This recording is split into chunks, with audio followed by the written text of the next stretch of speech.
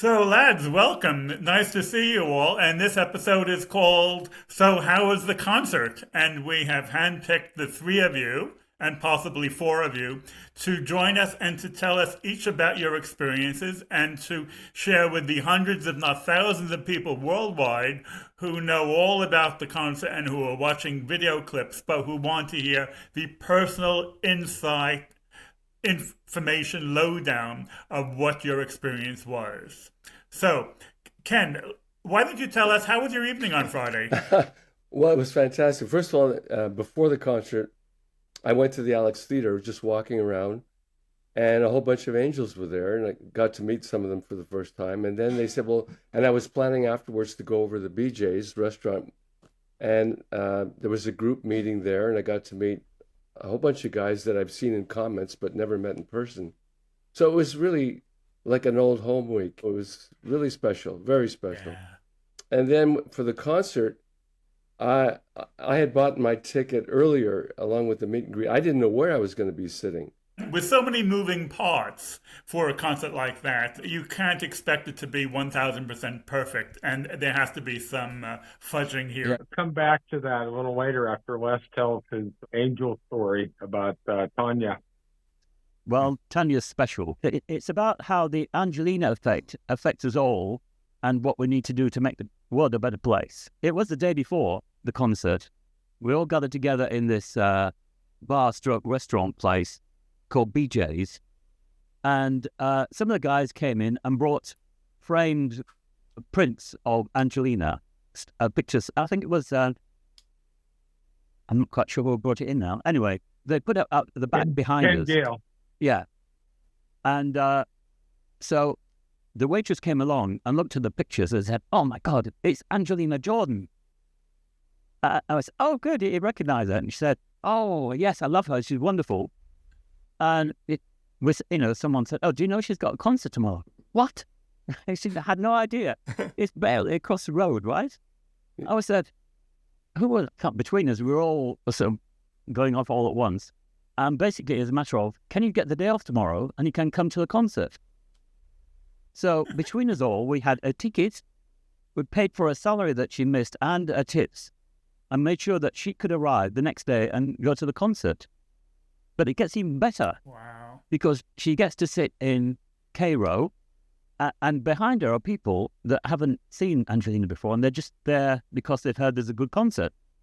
So then she starts telling them all the story about Angelina, and the energy in the conversation was just amazing. This woman thought that she died and gone to heaven. Let me refine that a little bit. Please do. I was in K11 and Tanya was in K13. She's sitting right next to me. I was telling the people behind me about Angelina and the angels and what nice people they are. And I said to them, "Oh, and they ran into a waitress last night who was a big Angelina fan, and out of the goodness of their heart gave her a ticket and paid her salary." And I didn't know who the waitress was. And the people were saying, "Oh, that's really wonderful. Sounds like, a myth-making story." And Tanya overheard all this, and I didn't know who she was. And she said, "I'm that waitress." And people were like, so fast forward, when they were throwing out the T-shirts, she was screaming to try to catch one of them. And they threw out like 4 or 5 of them. And she was so disappointed about not getting one of them. They had these beautiful scarves that they were selling with Mary's artwork on them. Mm. And I bought one because it was the beautiful artwork. But I said, I'm not going to wear this scarf. And I don't think it's rather large. So It's I very don't large think and I'm square. Yes. Yeah, and frame it on my wall. So after she was so disappointed, I gave her the scarf, Oh. and she was in seventh heaven. It was unbelievable. Pontus, send an email to Tanya now and have her join us. Awesome. That would be great if she could. Yeah. She's very well spoken, and she's gone very deep down the Angelina rabbit hole. And I think it would be a wonderful story for your Warm Blanket podcast. She may get a little emotional, though. In fact, I tend to get extremely emotional myself, so I'm hoping I can hold it together. Les was teasing me. He said, "Oh, she's my date for the night, and I don't even get to sit next to her." And he told me that before the concert. After the concert, I said, "Guess who my date was for the night?" Right. Yeah. You bought the ticket, and I got to sit with her. So if I put my hand out like that, I'm touching the stage. And just to the right, there's a stool, and then Angelina's right there. I didn't get the head-on perspective, but I got the slightly side perspective. And Barry Souter was sitting next to me, as it turned out. And James Steele, in a way, was responsible for, what do you mean you're thinking about coming? What's there to think about? Exactly. So when he put it that way, of course I'm going to go. And so anyway, I was really thrilled to have been there. And when she was so excited with her song coming out, and because it was premiered that night, and she sang it, and she had Jimmy Z on saxophone and harmonica. That was sweet in itself. And there was a great chemistry between them. They played before.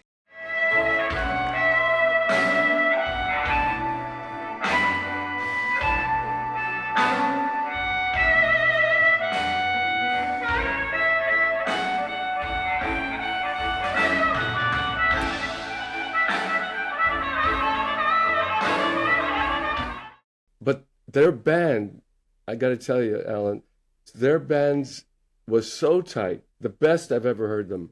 The best. And so it's great to have that well-oiled machine behind you. And Angelina was so relaxed, so happy, and so professional, and so open and generous with her interactions with the audience. I said to her, I got to meet her afterwards, I said to her, this wasn't a concert. This was sort of like a family get-together, like a wedding or something. And she lit up. She said, yes, that's exactly what I wanted it to be. So it was a thrill to be there. It was really special. Wow. That's exactly what both Egil Clausen said and Ivan Mendes. They said all of their contact with Angelina was via the family, and they felt part of the family. And that's really what Pontus and I try and do with this podcast. We try and make it very personalized and get the feeling of, oh, let me introduce you to my friends, because the personal touch is everything. It is. I got to meet Michael afterwards. He was closing up the place at the end. The meet and greet was very short, but it was very special. And she was so happy to be playing in L.A. at the Alex Theater. It was like hometown to her now. If you could describe the difference between experiencing her singing live and through the recordings that we see on YouTube. It's very emotional to listen to Angelina sing. No matter what kind of process you're listening to her through. Of course, we're so familiar with her. And I had heard her before at Portsmouth, but I was far away. And this was very close. It just was in a state of exaltation. What can I say? Yeah. Everybody's happy to be there. Everybody's thrilled to be there. And it's so intimate. And, I've never heard her say more in between songs than before. And of course, a lot of guys have been posting this on YouTube. So she seems to have gotten more confidence. And the touching moment, she always wanted her teacher to come to one of her concerts. He said, I want to hear you live. And so she extended an invitation. And of course, the message came back that he's sorry he couldn't make it. And I was looking at the show before it started. Sarah was bringing some people up at the top balcony. We didn't know who they were. So she's starting to tell this story to us about her professor, how he means the most to her, and he's really helped her a lot. And then she said, what do you mean he's here? And then they let her know that he is here, which she gets totally shocked about. And then up on the balcony, he's waving to her, and she wants him to come down to the stage. So, she's really beside herself, and he makes it to the stage. They hug, and then she starts to tell all of us what he really means to her. Wow. And she was moved to tears. We were all moved to tears. It was the most emotional highlight of the evening. He's been my #1 teacher throughout all of high school, and just helped me so much. I've learned so much from him, and oh my God, what is it?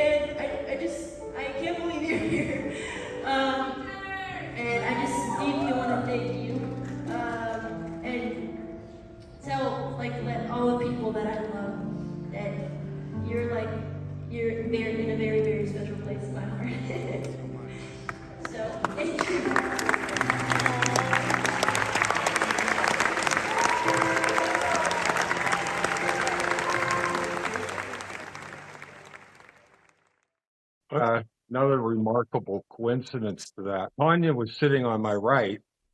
There were two people sitting on my left, and the gentleman and his date was an actress from around L.A., and they were her teacher's friends.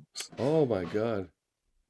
So before the concert, they were telling me, "Oh yeah, my friend has been her teacher since she was 12 years old when she came." And so he was telling me all about. I said, "Oh, that's fascinating." I was like, "What is she like?" And he said that Angelina is extremely brilliant. His primary role, she loves languages, and she also loves mathematics, which I was intrigued with. And his primary mission was working with her in terms of her dialect in several languages. He's a language instructor primarily. And he's telling me all about this. So I knew all about her teacher being there. And so when she started mentioning him on stage, I'm like, oh, wow, but she didn't know he was there. And I'm there, well, what, doesn't she know? And then all of a sudden he walks on stage and had the big emotional reunion, and it was incredible. But it was really fascinating getting some background on Angelina. It only reinforces the impressions. There was no new insight or no secret mystery. She is somewhat introspective, brilliant, and a kind, wonderful person. And they loved her. And his date for the night had never heard her sing. And she was saying before the concert, she better be good because this guy's been yakking her up for a week. By the end of the concert, she was standing up and screaming. So that concert turned her into a fan. So she became a neophyte and left an angel. Beautiful, beautiful. I'm delighted and slightly surprised, although I shouldn't be surprised, that she is both artistic and good in mathematics. Because usually not everyone is well balanced like that. So it's a really good and interesting combination that she uses her right half and left half of her brain equally fluid. Being one of those rare people, too, I was fascinated with that. It doesn't surprise me. You don't have to be narrow and focus on one thing or the other. And I think it serves her well because her brilliance is coming through, obviously, in her songwriting. By the way, she debuted another song, and I don't want to spoil it for you, but I think it's her best song yet. Thank you. Yeah. You know the surprises that are the guest artist? Yeah, from Pentatonics. Tanya was fantastic. He was praising her. Yeah. I think he was a little nervous that he could keep up with what she would do. Yeah. I mean, who wouldn't be? So they did a duet together, and I think it was slightly bring out my best game for this, Yeah, it was All of Me by, and Toby Gad introduced the song, how he came to write it, and how he and John in 2 hours got the song written. And that was a dynamite performance. Oh my God. The two of them.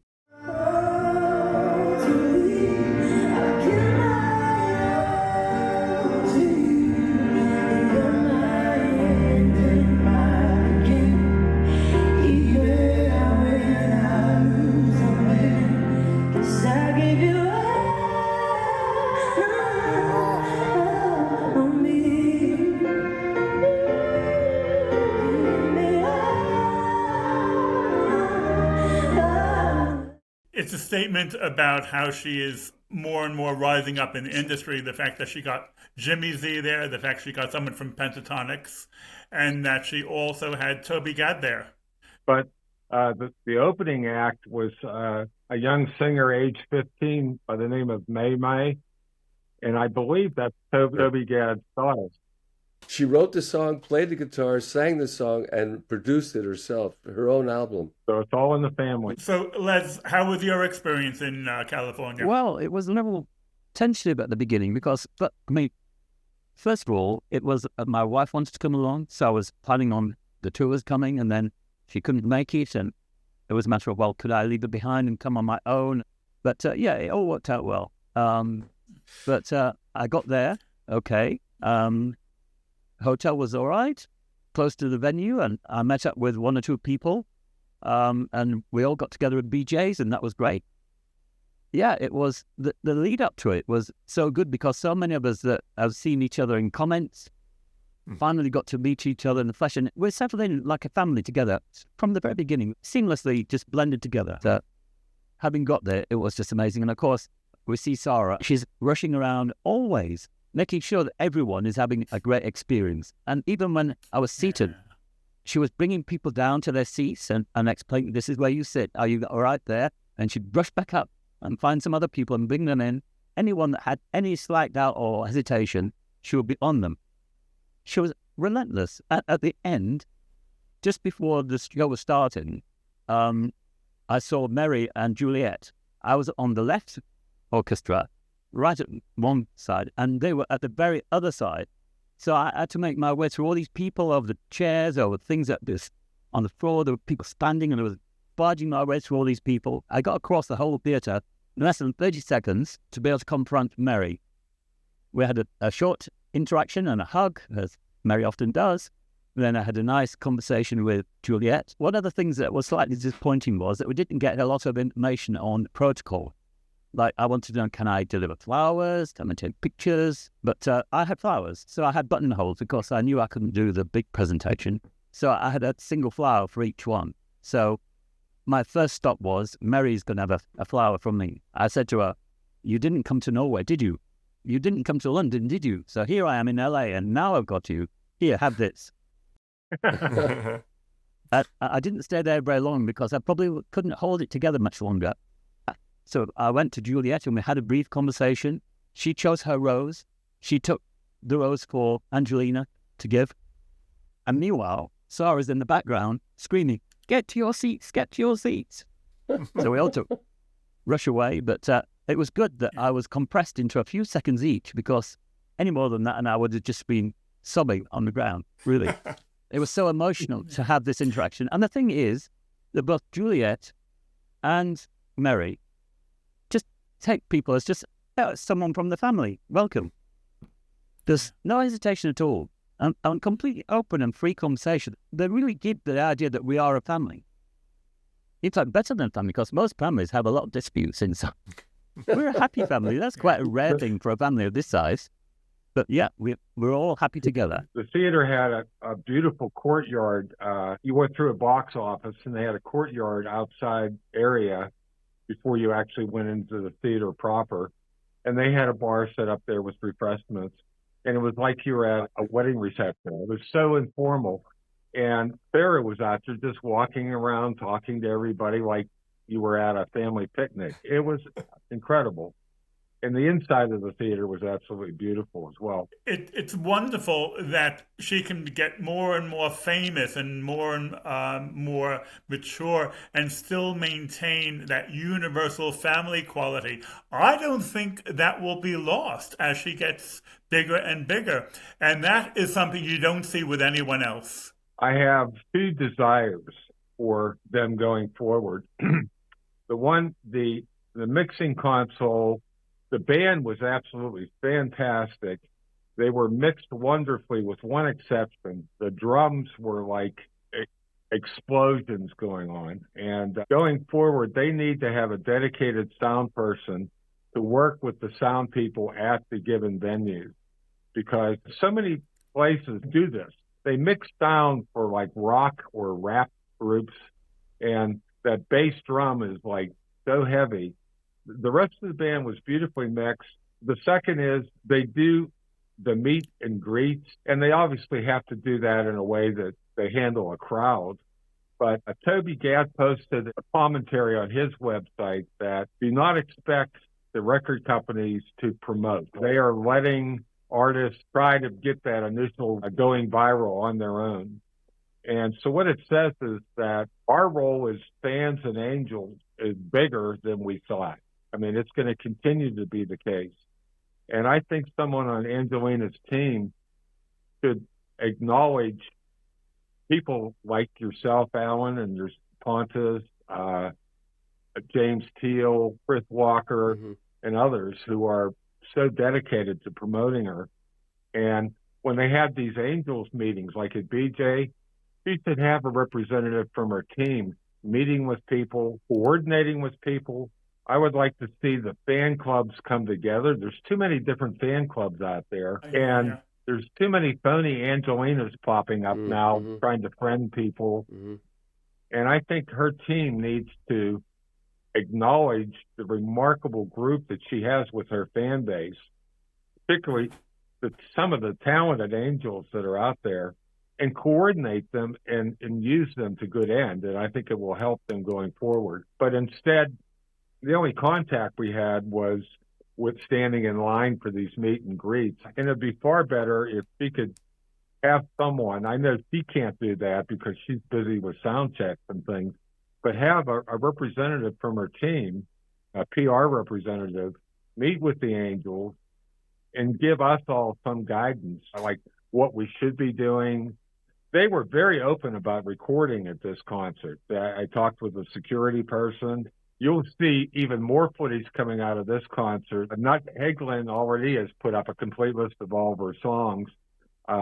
James Steele and Chris Walker, I recorded every song in the concert, and I gave that material to James Steele that night. And he had a really good quality digital tape recorder that he was recording the sound with. And he's going to be mixing even better quality sound coming out in the future. But I still get a sense, do they want us to do that? Or are we interfering with that? Or what the role is? And I think they should reach out to the fans and say, yeah, please do this or please don't, and exploit the talent and creativity of the fans that she has. Yeah, I'd just like to add to that about cameras, because I asked the security guy the morning of the concert, will I be able to bring my camera? And he said, well, they haven't had the final meeting with the team yet, but he wasn't aware of any particular restriction. So when I turn up in the evening with my camera, he looks at that as, no, you cannot bring that in, because any camera with a removable lens, an SLR camera, is not allowed. But unfortunately, I found that out like 30 minutes before the concert started. Rob, when you refer to Angelina Jordan's team, that's one of the great mysteries for all angels, because that's something when Pontus and I, we were speaking with Boris, we said to Boris, tell us about Angelina Jordan's team. And it seems really like it was a mystery even to Boris. He said, well, Michael is definitely part of the team, but beyond that, it was just sort of like conjecture and guesswork. In front of the theater, before they were actually starting to admit people, there were two people there, a young woman and a man, and they had like cameras, and they were talking with people. And it was apparent they were part of Angelina's team. They worked with Angelina. So I pointed out during the day, or the day before, James Steele enlisted Patricia Ferrari. She's the woman from Peru that comes to all these concerts. And they asked her to be a leg model for Angelina, and they filmed her walking in the polka dot high heels in the same location where she shot Love Don't Let Me Go. So they recreated that. And so I went up to Angelina's team members and said, this woman over here was working as a leg model for Angelina. And by the way, she came all the way from Peru. Well, immediately they lit up and they were talking with her. And I asked them, I said, do you know if they're recording this? And she commented that, yes, they're going to have some people recording the concert. And I said, are they recording off of the board? And she said, as far as she knew, they were. Now, they've released some short videos that obviously on Mozart's, so it wasn't Grandma Mary photographing, and I saw photographers there, but I don't believe it was their intent to produce a professional recording of the concert. So the stuff that James and Chris are going to do will probably proceed and might be some of the best stuff. Now, I just did a biggest concert that I've worked with, an amphitheater concert with my band, and they wanted me to record besides doing the sound. So I took a feed of the house mix off of that and mixed it with some shotgun microphones into a really good camera. And I did a stage shot. And I had 4 other remote cameras, 2 of which I could operate remotely. And I filmed our group with that type of a setup. And if I can do that for our local band, they should do that. And if they don't want to invest the money in a professional studio, they don't need to when you have people like Joe Farrell, James Steele, Chris Walker, Pontus, others who have a background in production work. They have people who could produce excellent quality material. And if you would give like a James Steele, like a feed off the board, let him situate a couple really good like the camera I used for our band had a Leica telephoto lens, so I could frame everything from far away. I put a mix into that direct camera footage. Plus, I recorded a 20-track recording of our band, so we're going to be able to produce some really good stuff. And they should be able to do the same. These concerts are part of her legend, and the better they produce them, the more chance they have of going viral with these things. I recently have taken a very deep dive the last week or so into AJ playlists. I came across a 20-minute documentary about Angelina Jordan's first year, and that's the first of 7 parts. And I was amazed because I'm not that new to Angelina. I've been doing my videos for more than 4 years now, but over and over I saw clips I had not seen before. The wealth of material which is out there is absolutely mind-boggling. The vision that her family had when she was 3 years old, they said, right, well, she's going to be a superstar, so we should really chronicle everything that she's done. And so many things, even now, are still coming out of the woodwork. And I think you could make a 20-hour documentary now from just all the material that's out there.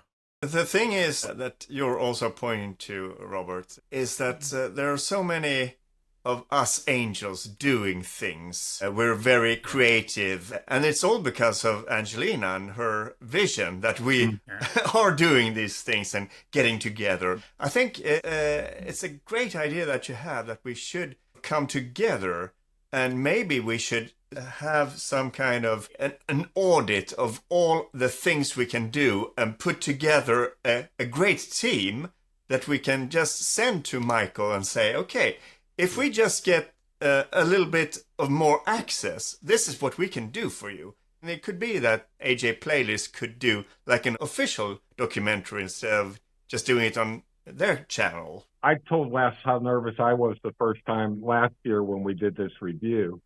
And I told him, don't worry, Alan, you and Pontus are just such charming people that I immediately felt at ease talking to you.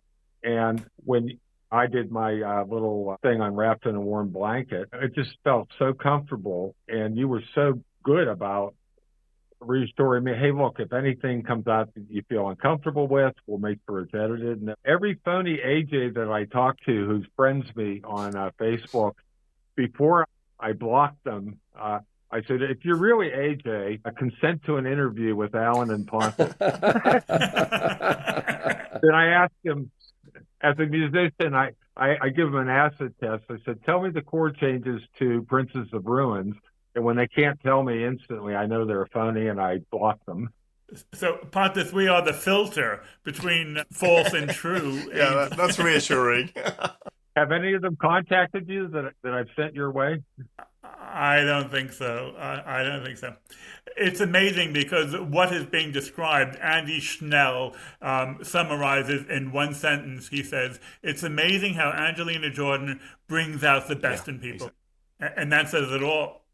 Not many people have fans that would take a bullet for the girl. And I think he probably had a theater full of people like that on Friday. Pontus and I started out on, yes, but how does she make you feel? Because we knew that was a rich subject. And 3.5 seasons later, we occasionally morph away from that. But it's still based all around that all her fan base, they're moved beyond what they're able to describe. And that's why they're super fans over and over again. I talk my criticism. Let me give you my general reaction to the concert. The top 5 things. You will be amazed from Las Vegas to this concert how much she has raised the bar. If you haven't heard a lot of the songs yet, just these few concerts, every time you hear like a few months apart, She was stupendous. I'm aware of her evolution from like age 8 to age 12 to 16. Even doing the same song, if you hear them back to back to back, you can really hear the difference and the choices that she makes. I've learned so much about jazz from Angelina Jordan. She is such a free spirit musically. It's off the charts. Well, she put on a master class with All of Me and I'd Rather Go Blind. What's quite obvious, though, is her confidence in talking. Because in the old days, like when she was at Scabland, she said she would rather write or sing rather than talk. And I remember at the Portsmouth, when Chris Walker bumped into her at the airport, she asked Chris, well, what should I say to the people in the concert? Because she was not sure.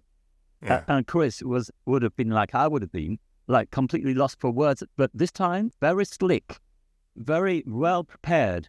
And she gave explanations of what this song is for, why I wrote this song, or why I choose this song to sing. And they were very personal. Yeah. She's opening up. And people were saying, wait till she grows up and starts having heartbreak. You don't have to wait. I mean, she was talking about like some of her motivations for writing these new songs. And it was kind of vulnerable things to be talking about. He always put a positive spin on them. The song Thank You is a particular case for that, because that was overcoming something that's horrendous. But because she had gone through that, it made her stronger and more confident in herself. So it was thank you for being so horrible. Yeah, Thank You is like the psychological mirror image of Bad Valentine. Yeah. And if you think Bad Valentine will knock your socks off, her vocal performance in Thank You, first of all, it's reggae, which is a total new entry for her. And it's as if Adele and Ariana Grande had a baby.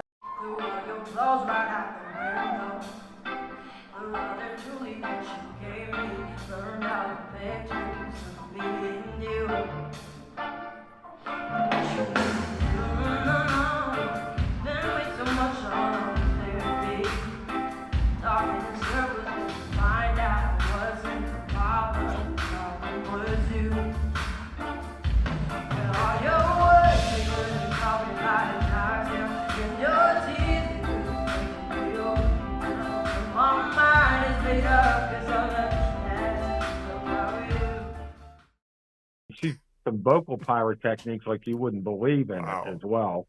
And it was such a personal song. It's a tremendous song. It proves that that special place that she goes to when she sings is still there as a refuge, because such a powerful song with such strong emotions and passion involved, to be able to sing that without collapsing, for a normal human is not possible. But she goes into this special place where she's like secure and happy. The story is unfolding that would make people crumble. What it proved to me, however, was as a fan, it's like, well, has she tapped out in terms of her creative potential? This song proved to me we haven't seen anything yet. Bad Valentine blew everybody's socks off. And then she comes out with Thank You, that's even on another level. Wow. And God knows what she has in the bag of tricks of those other 100 songs that she talks about. It's interesting because, as you said, Bad Valentine to Thank You, it's like a Jekyll and Hyde. It's like night and day. And so will the real Angelina Jordan please stand up? I'm sure the Thank You is the real Angelina Jordan, and the Bad Valentine is just theatrical, but not really her. Well, I think it is her. If anything to go with a conversation with Willow has got anything to go by, I think there may have been something superficial. But I think whatever it was that was going superficial, she just chopped it dead. Willow, I wrote this song called Bad Valentine. Who's that about? I'm not going to get into details, but I will say that still do love, but isn't a part of my life anymore. Take a listen. Yes.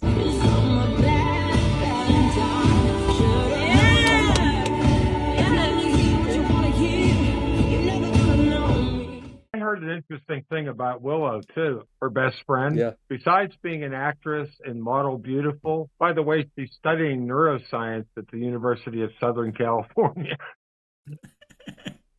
So, interesting people all. Well, I wonder where Angelina Jordan will perform next. Somebody said New York. Yeah. Well, New York area, northeast coast anyway. Yeah. It was a bit vague. Let me share a couple of other like anecdotes about today. There's a reactor and jazz musician named Aaron, and he has a channel called Aaron Reacts or Aaron Reacts. He had his 100th Angelina Jordan reaction, and for that, he rented a studio in Brand Avenue, and he was going to react to her Old Enough EP. And he invited a bunch of us to come to the studio. And so we were there while he was reacting. So he invited all these people to come and laugh at him while he was like losing his cool. And when you first hear that EP, well, that was his reaction. Yeah. He's a jazz musician as well. Yes. Yeah, plays trumpet. And it was every bit as entertaining as you would expect. And after 100 videos, his jaw was still dropping as each song came up. And we were all sitting there laughing ourselves off the chairs while I was doing it. Hey, welcome back to Aaron Reacts. We are back for yet another Angelina Jordan video. Now, this is reaction number 100, and so I'm super excited to bring it to you. But we got something special cooked up for you today. We're not just doing reactions. We've got some people here in the room with us. In fact, there's, I don't even know how many we have, 15 or so. What's going on? Say hello to the Angel family. Woohoo! Go AJ! Reaction 100. Here we go, guys. Getting good. You can see it's a full room. Feel free to come on in.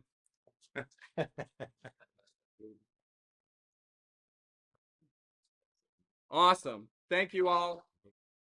The whole cast of characters was at this BJ's restaurant.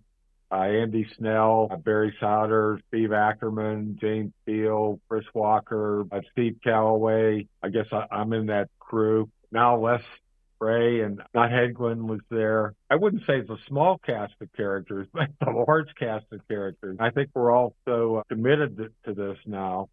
And I think it really is important that we band together, try to work on a unification of the fan clubs, and roll up our sleeves and do everything we can to help push her to the next level. She's doing her part by coming out with magnificent music and teaming up with creative artists, but I still think there's a role for us to play. Another couple seasons of Warm Blanket for sure, anyway. Yeah, that would help. We may run out of people who haven't heard her. I don't think so. There's the rest of the world. One of the things, though, about promotion of the thing, I went to the florist on Brand, just sort of 3 blocks away from the theatre, and I spoke to them and said, I need these flowers, I'm going to a concert. And they said, oh, what concert? I said, at the Alex Theatre. And she said, where's that? Where's the Alex Theatre? And she'd never heard of Angelina Jordan, but the Alex Theatre is 3 blocks away from where she works. Never heard of it. So nobody had purchased flowers for another concert artist. Wow. Well, I'll guarantee you the florist in Portsmouth knows about the music hall now. Of course, yes. Well, they do there now, because the next day when I went to pick up the roses, the girl there said, oh, Angelina Jordan, I remember her. She sang Fly Me to the Moon on The View. But that's all she knew. Wow. I presume that was on TV, and she perhaps doesn't watch any other media. Toby told a very interesting story that when they had worked together to create 8 songs, and then when she called him up, he was away on vacation, and he wanted to know if any of their songs had made it onto the album. And she said no, and he hung up on her. He was so disappointed, and they didn't talk for quite some time. And then he was putting together his album, Piano Diaries, and he was wondering who would he get to sing If I Were a Boy. And then he thought, well, maybe I'll send Angelina an invitation to my birthday. And she replied immediately. And then he asked her if she would sing If I Were a Boy, and immediately she said yes. So the ice was broken. They got together again. As you all know, they played London all over the place. And then what about our song Bad Valentine? And of course, Toby went through a whole learning curve as well.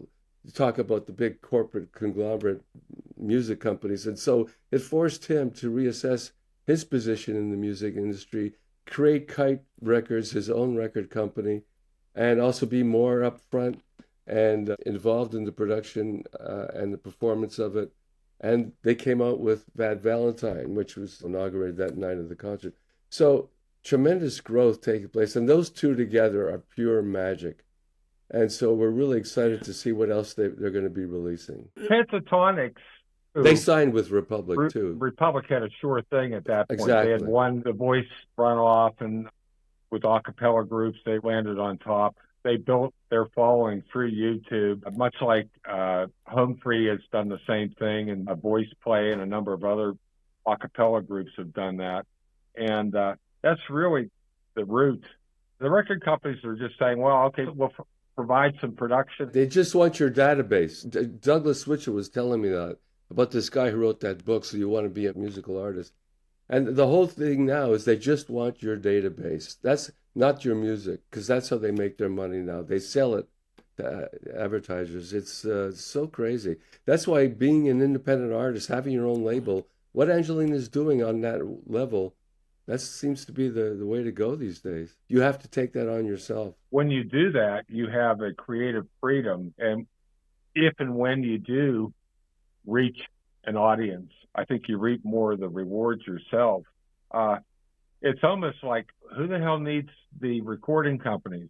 I have better recording equipment than the Beatles ever had when they recorded all their albums. I'd love to do a follow-up with you guys sometime to talk about the art of sound and what I've learned. And I've gone to all the Angelina concerts, and I've learned from them what they're doing right. I've learned what they're doing wrong. And as Angelina grows, her team has got to grow in that regard.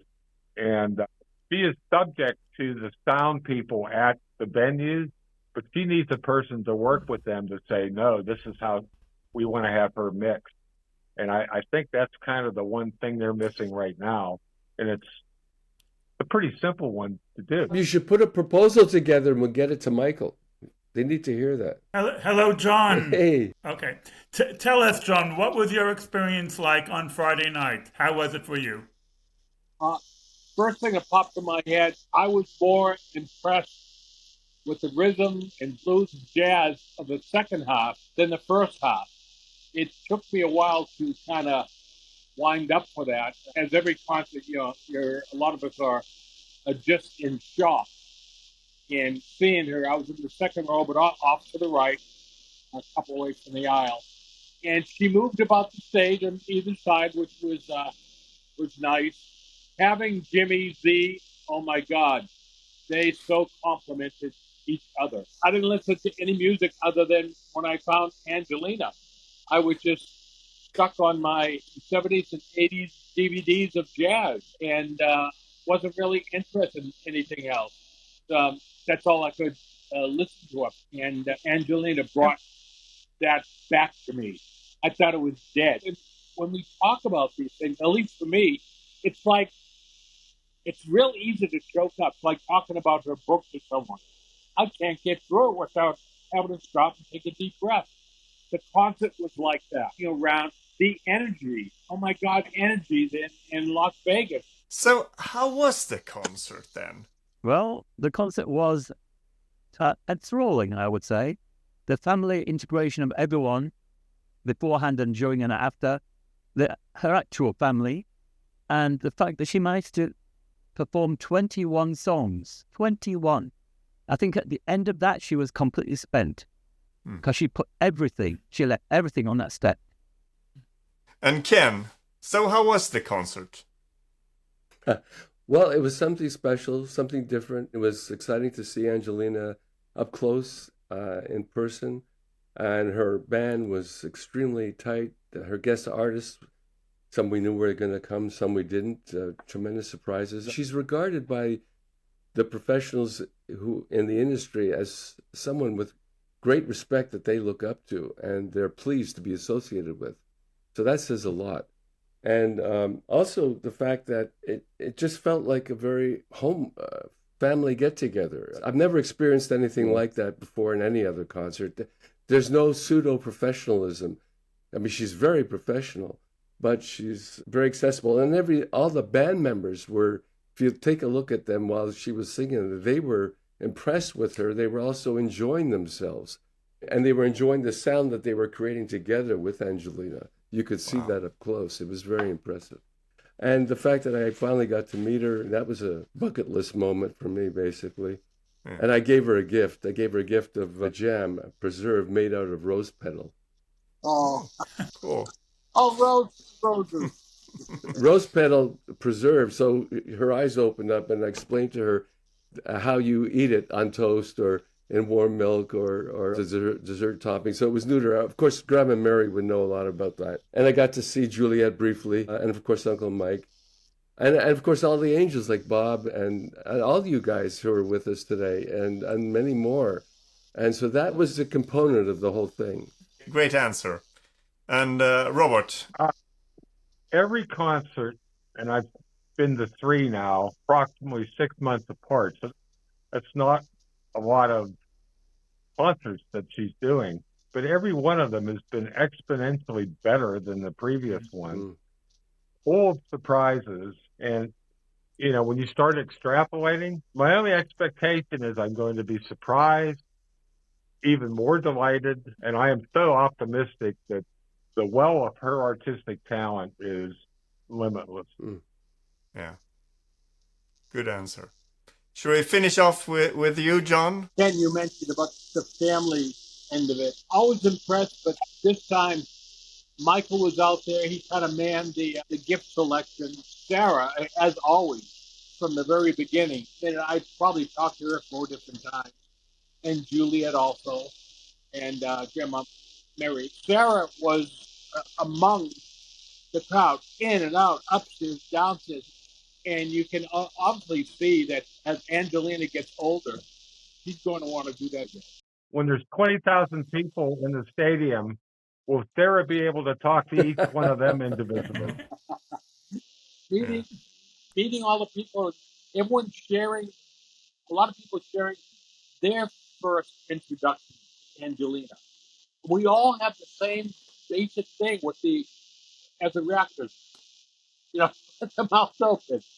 It's the same thing. We're overwhelmed. We can't believe our eyes and our brains. It doesn't correlate. You know, how can this be happening? And Alan, what we're saying is the same thing you experienced in Norway. So I got a question from John there. What my feeling and Alan's feelings as well about Norway when we hear your description here. I think Robert said it best that the amount of development between the concerts is so significant that you can't really fathom how great it is.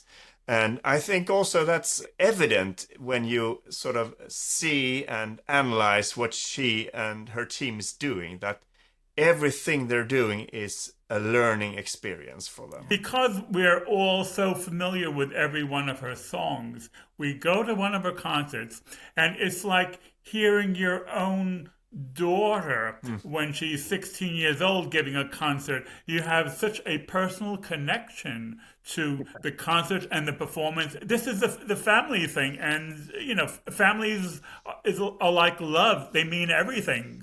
You know, there's no substitute for families. Well, thank you, lads, for overcoming your jet lag to speak to Pontus and I. We're deeply honored, and we have hundreds and hundreds of people who are extremely grateful for all of the wonderful, juicy, personal anecdotes that we've had for the last 45 minutes. And so just a matter of time before we all meet again, and maybe even in person. Thank you, lads. It's been a wonderful hour, and we will have a smashing podcast.